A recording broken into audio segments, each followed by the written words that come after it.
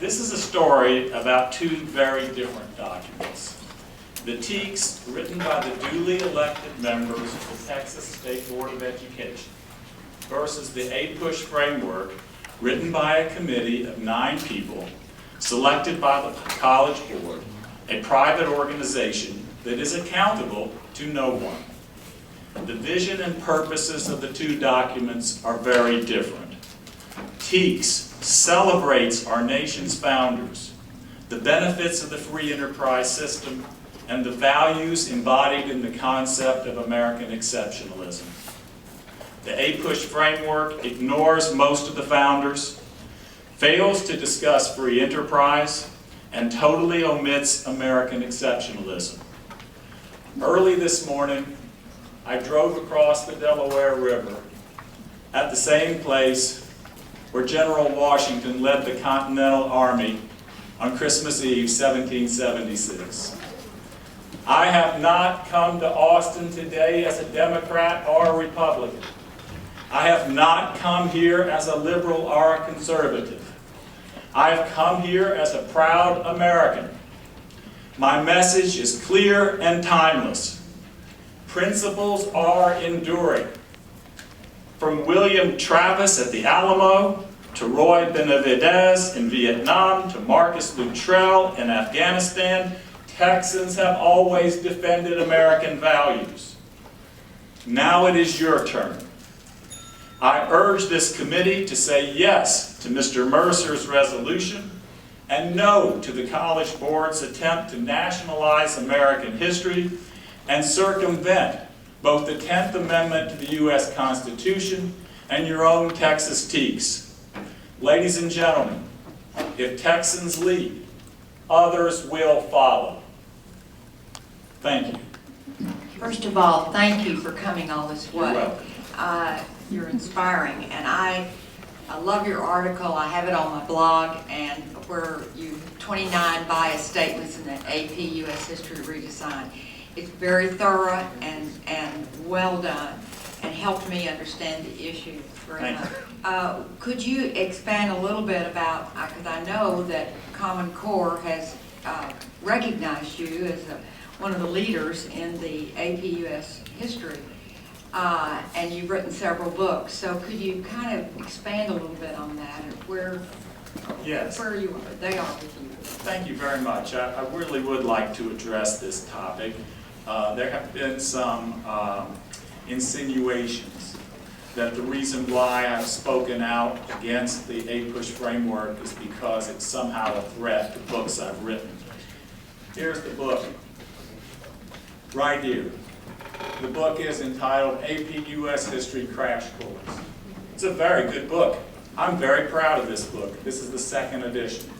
It's the flagship book in REA's sequence of books on many subjects. I'm the designer of the framework that we use for these books. And I can tell you there was great excitement in the company when the new framework came out. The excitement had nothing to do with whether people liked it or didn't like it. It's because in the textbook, and especially in the prep industry, when there's a new framework, a new course, that's good. Because it means the 2nd edition is out and the 3rd edition is in. So profits come rolling in.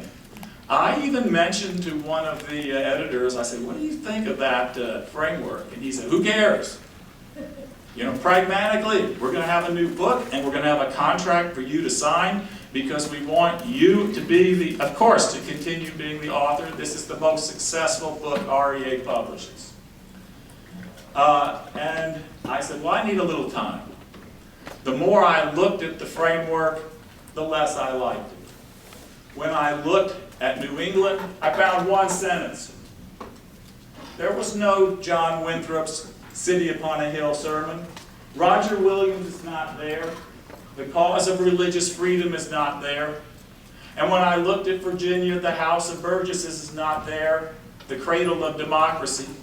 I kept flipping through, and as I say, the more I saw, the less I liked. After the French and Indian War, there's a full page discussing white-Indian relations. More time, it turns out, is directed to white Indian conflict after the French and Indian War than to World War II and World War I combined.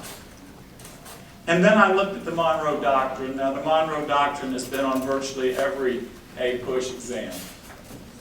And what I found was the U.S. sought dominance over North America. I taught my kids for a long time that the Monroe Doctrine had to do with the United States becoming the protector of democratic institutions in the Western Hemisphere. And then I looked at Manifest Destiny. Now, I'm willing to bet that every one of us in this room was taught that Manifest Destiny is America's mission to spread democracy across this continent.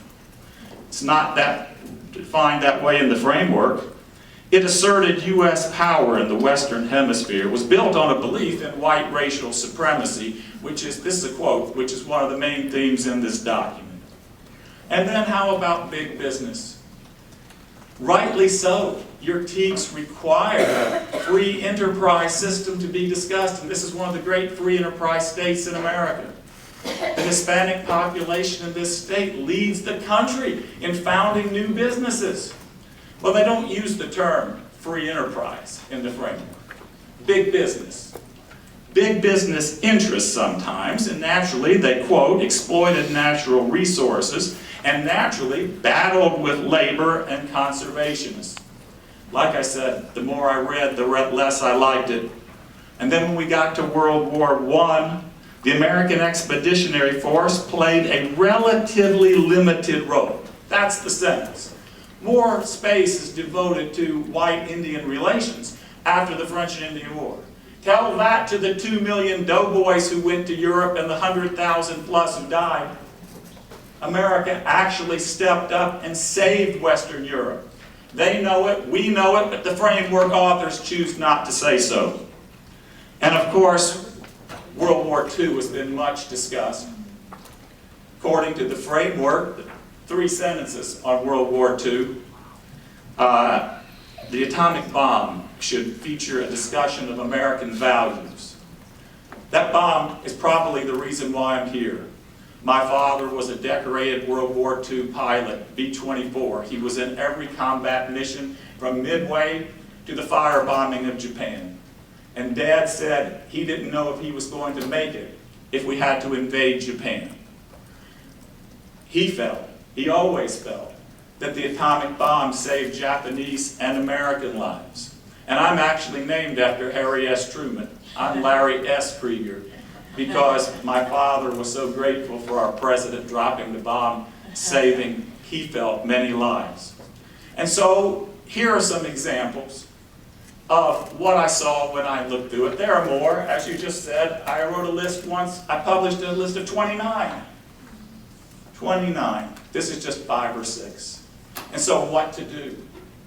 I get email. When are you going to sign the contract? Get the new edition out. You're our top-selling author. And I had to give thought to this. And I had to think about my high school teachers who taught me that America has a mission for good in this country.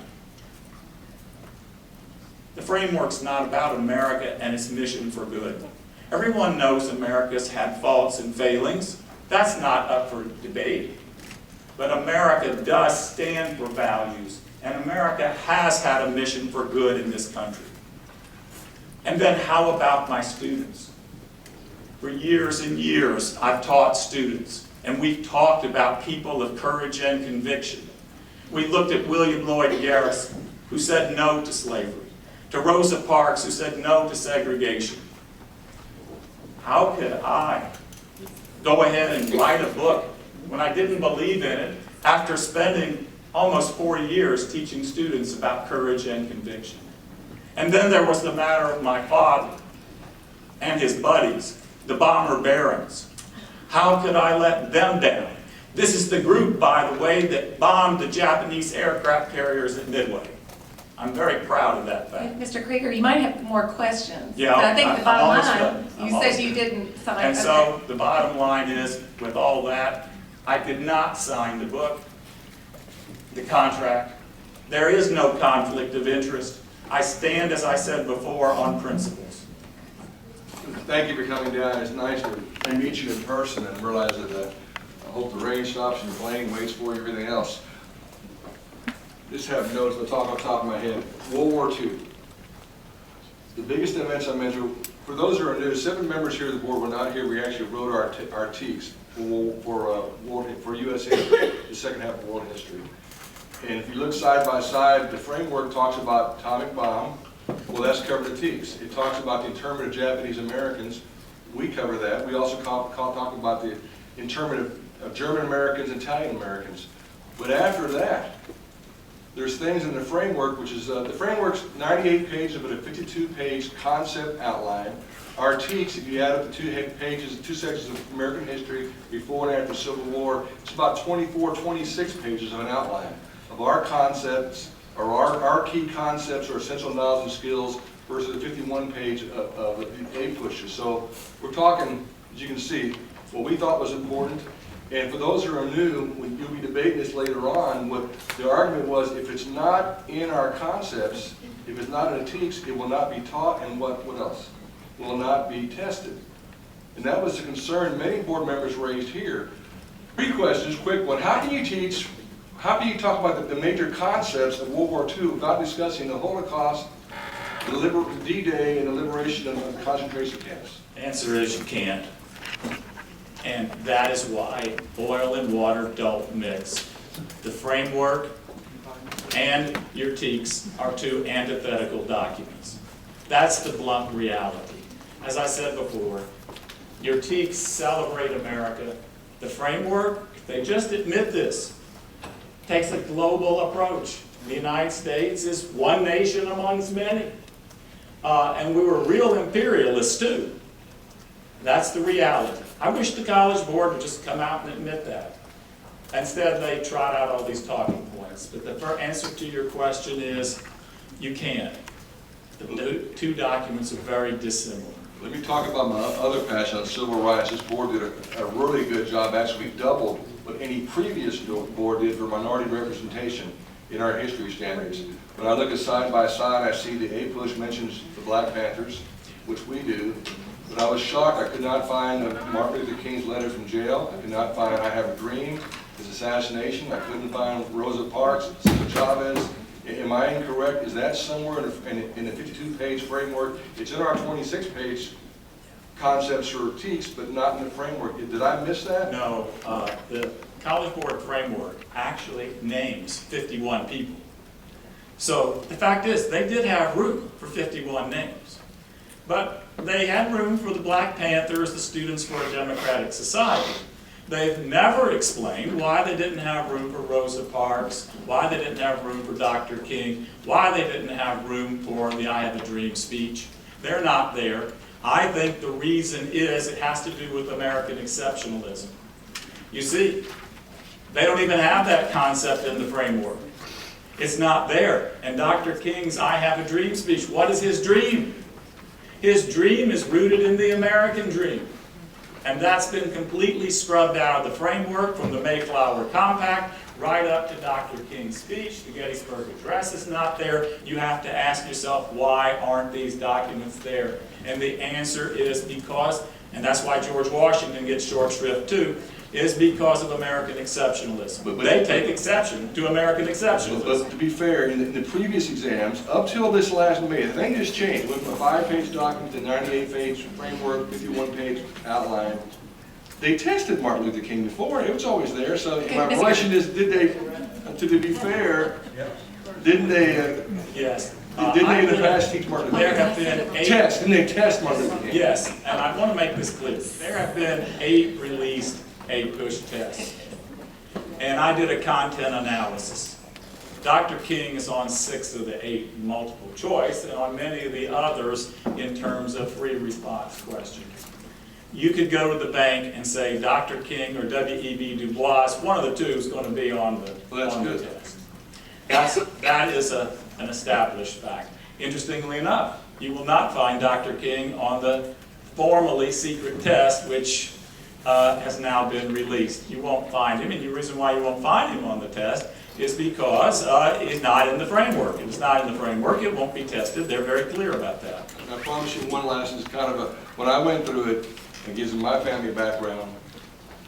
My parents, my father being buried in a national cemetery, I could not find a military battle, not just, of course it's World War II, but I couldn't find a military battle, a military commander, Medal of Honor recipient anywhere. Am I wrong? Is it just not there?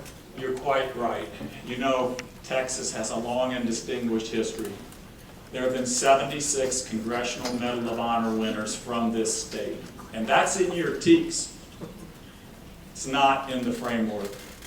They do mention Gettysburg. Teachers have the freedom to teach Gettysburg, but not the Gettysburg Address.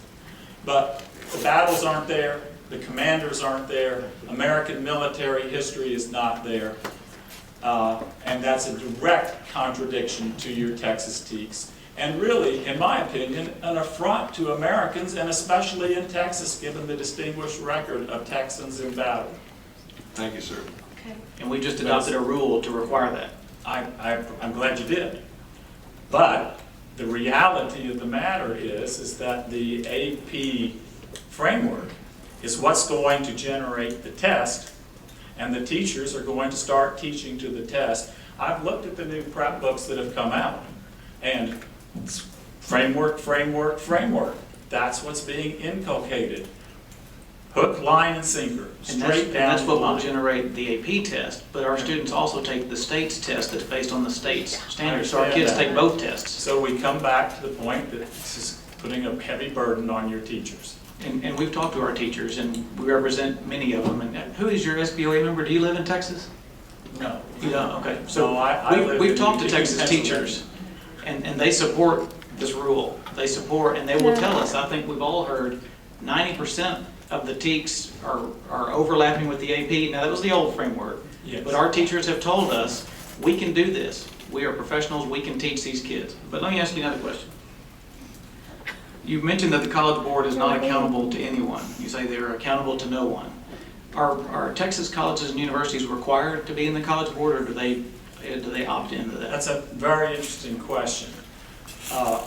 They have 6,000 members. I do not know whether it's optional or not.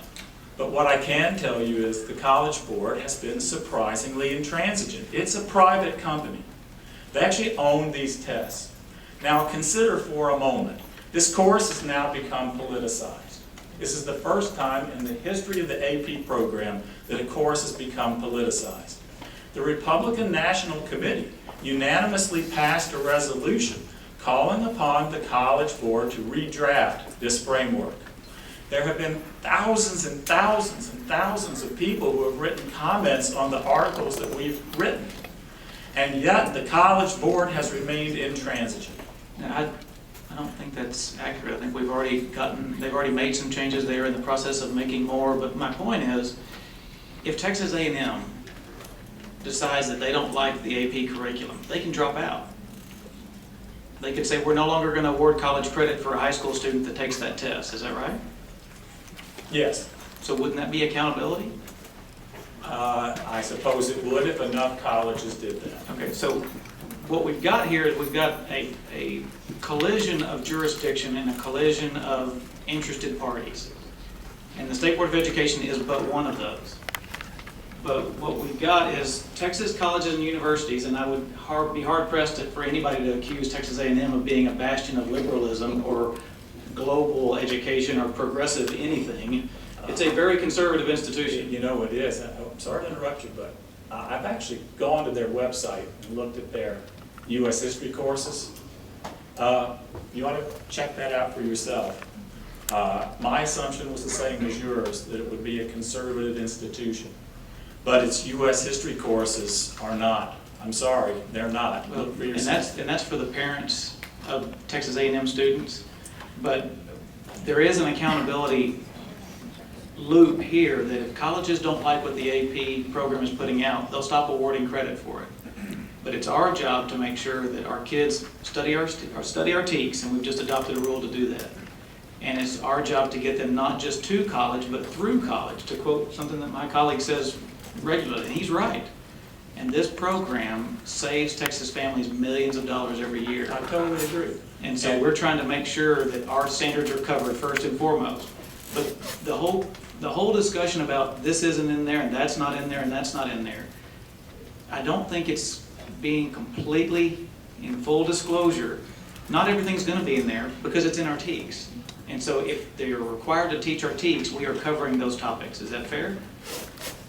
As we said before, the two documents are like oil and water. It remains to be seen if the teachers can teach 181 elements. Oh, by the way, that was from 1877 to the present. That doesn't count the opening 5% unit, which is 9 class periods, on America before Columbus. That's not factored into it.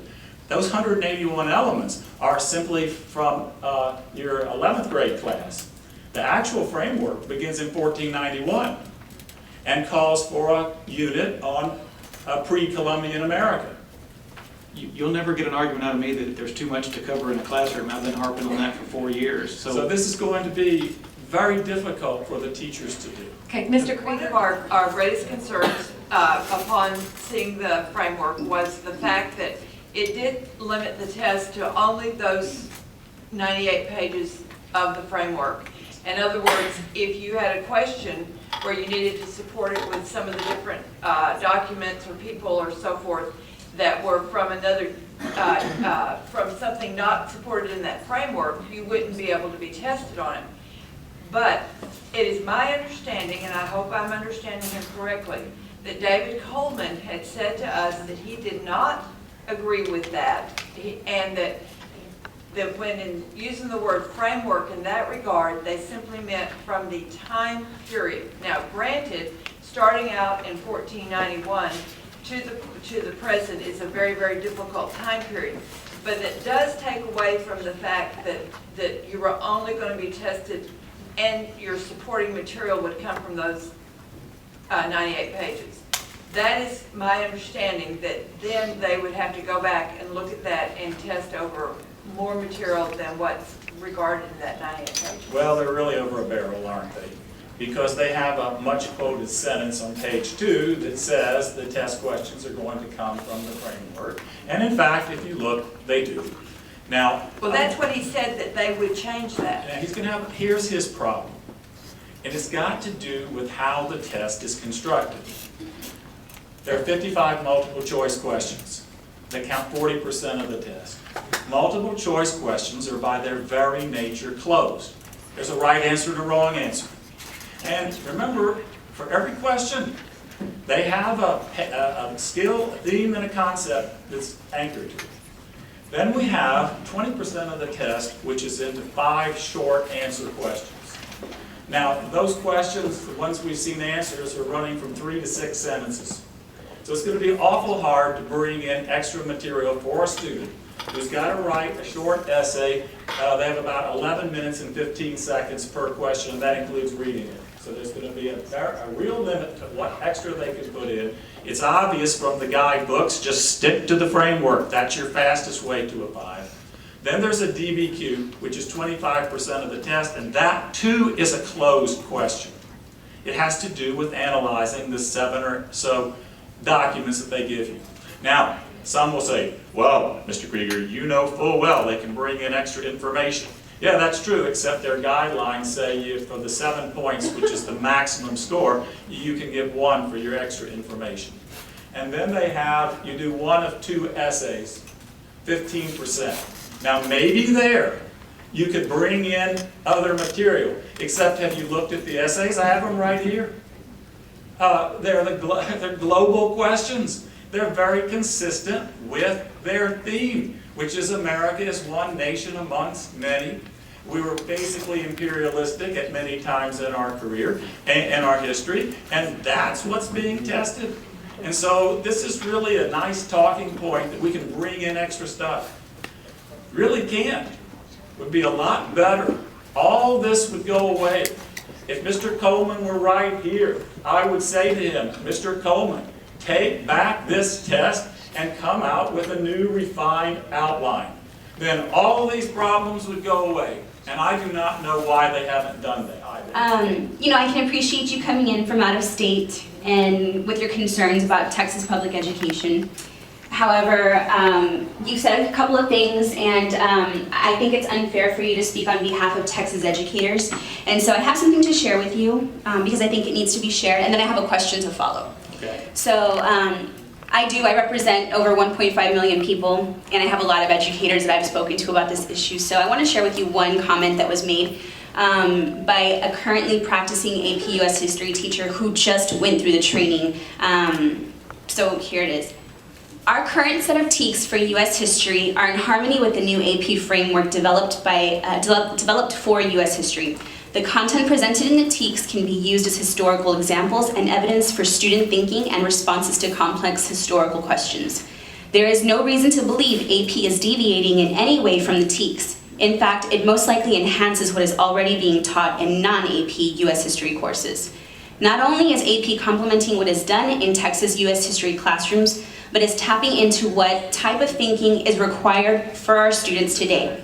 The openness of the framework allows for more flexibility for the students to access new information and analyze it. This parallels the skills required in problem solving in their English, math, and science coursework. As teachers, we recognize the students live in a time where new information is available at their fingertips. The same set of skills used in historical thinking can be used to process novel information. History is just one of the subjects in which we teach our students to think, and the AP US History framework sets up students to accomplish these goals while staying true to curriculum prescribed by the Texas State Board of Education. I have to publicly thank Mr. Jeremy Gutierrez from Harlandale ISD who provided me with this information. My follow-up question to that is, do you think, based on what he's shared with us, and this is a perspective that's shared by all of the AP US history teachers I've spoken to, do you think that your suggestions would cause micromanaging of our highly qualified teachers? Because that's what I'm getting from this conversation. The answer is no. And I must respectfully disagree with the statement that the TEKS and the framework are compatible. I began by listing example after example. Your TEKS require free enterprise, the framework is big business. Your TEKS take a very optimistic view of immigration, not so in the framework. Your TEKS require military commanders, battles, all of which takes time, not so in the framework. I'm sorry, but the two documents are provably very different, and that's what I'm here to say. Well, so you're going to argue against a currently practicing AP US history teacher who has a master's in history, who's been teaching this subject for quite some time. Yes. There we go. Thank you, Mr. Krieger, for coming. I appreciate it. I've read your work as well and have studied it fairly closely. And I have a question for you, but I want to kind of maybe make an observation first. As we sit here today, until the United States nationally adopts our standards, which I personally think they should, but I don't know how likely that's going to happen. And until our Texas TEKS become national TEKS, and besides I would have a state rights issue with that anyway, but aside from that, we're faced with a national exam that is constructed from a national perspective. Our students need it because it saves a lot of money. It provides kind of an upper level course as well. And 46,000, I think, of our students took it last year. And so it seems to me if we're looking for resolutions, and I appreciate the call upon the College Board to make some changes to their framework, but understanding that we don't have jurisdiction over that, really in the least. All we can do, it seems to me, is take the measure that we took on Wednesday, which was to say, in our Texas United States History AP and IB courses, the Texas Essential Knowledge and Skills are going to need to be addressed. We have a backup there that says most all of our social studies students take into course exams that test over the Texas Essential Knowledge and Skills. So even if the teacher teaches to the test, as you say, they still need to teach to our test. And so I'm at a loss to find another resolve that this board can enact short of what we did on Wednesday. Your resolution on Wednesday sent a message to your teachers to do both.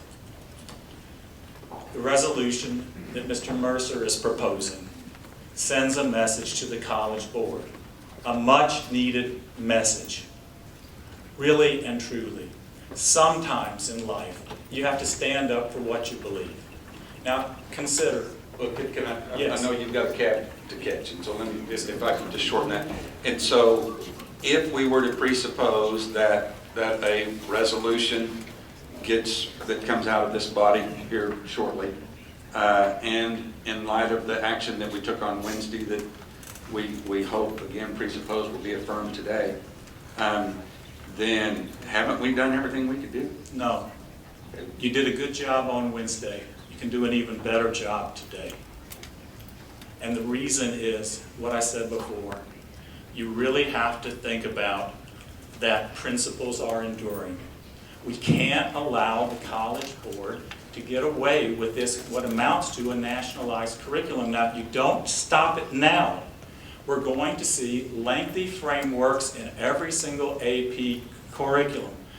There are 2.3 million kids, I don't know how many in Texas, but nationally, who take AP courses. Pretty soon, if you follow your argument to its logical conclusion, you'll be ceding authority to the college board over the entire range of AP courses. It's got to stop somewhere, and the resolution simply, I like the word, it admonishes the college board. It doesn't put an end to the AP program in Texas, but it is a statement of purpose. It admonishes the college board, and I think they need to be admonished right now. Okay. You might not have heard my entire question, because I said, if we presuppose that a resolution is going to come out of this group here shortly, while you're flying home, probably, if we presuppose that resolution is coming out and we look at the action that was already taken on Wednesday that hopefully will be affirmed today, give me a specific action step in addition to that you would have this board do over which we have any level of authority or jurisdiction. I favor the resolution. Vote. I urge you to vote yes for Mr. Mercer's resolution. Okay, and then beyond that, is there anything more that At this that we point, can do? no. Okay.